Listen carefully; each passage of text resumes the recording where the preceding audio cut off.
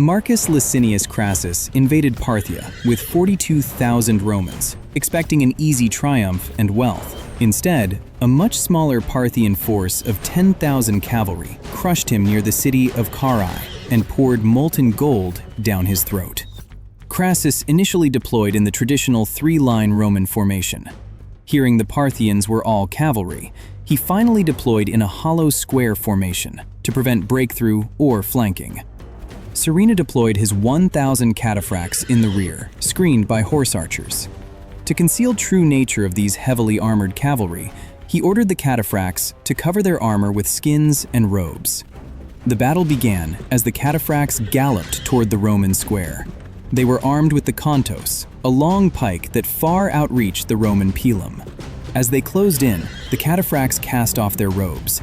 Their polished armor flashed in the sun and dazzled the Romans. They slammed into the Roman line. But the legionaries locked their shields and repulsed the attack. Surena ordered his horse archers to ride around the Roman square. They quickly encircled the Romans, unleashing continuous storm of arrows. Crassus sent his light troops to charge the horse archers. As the horse archers were driven away, they twisted backward in their saddles and kept shooting, a technique called the Parthian shot.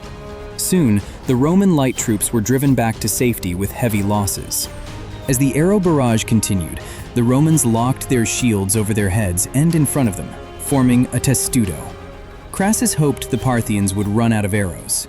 But when he saw nearly 1,000 camels resupplying the archers, he quickly changed his plan. Crassus ordered his son, Publius, to break the encirclement. Publius moved forward with nearly 5,500 men, composed of cavalry, legionaries, and archers. He quickly drove off the Parthians. Thinking he had turned the tide, he pursued further. Even as the Parthians fled, they kept shooting backward. Once the Romans were sufficiently isolated, a contingent of cataphracts blocked the front. The horse archers rode in circles around them, creating a massive dust cloud and pinning the Romans down with arrows. Publius ordered his Gallic cavalry to charge the cataphracts, a desperate attempt to break out. The Gauls fought fiercely, but the heavily armored cataphracts destroyed them with their contos. Now, Publius led his remaining men to a hillock. They tried to form a testudo, but the incline left the rear ranks exposed. The cataphracts launched a final assault and destroyed them. Only nearly 500 were captured. Seeing the situation hopeless, the injured Publius ordered his armor-bearer to kill him. Hearing that his son had been surrounded, Crassus ordered an immediate advance to Publius's position. But the attempt was halted as soon as a Parthian rider returned with Publius's head on a spear. The sight drained the remaining courage from Crassus and his men. As night fell, the Parthians withdrew to their camp.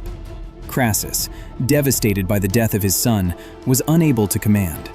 Cassius and Octavius took over and ordered a silent retreat to Carrhae. They left behind nearly 4,000 wounded, who were killed by the Parthians at dawn. Another detachment of 2,000 men, who were lost during night retreat, was caught on a hillock and killed by Parthians. Seeing the Carrhae was no longer safe, the Romans planned a second night escape, in 3 detachments led by Crassus, Octavius, and Cassius, with the help of a treacherous local guide. But the Parthians trapped detachments of Crassus on the next day in a marshy area. Octavius, who was in a nearby hilly location, descended to aid and rescued Crassus and his men.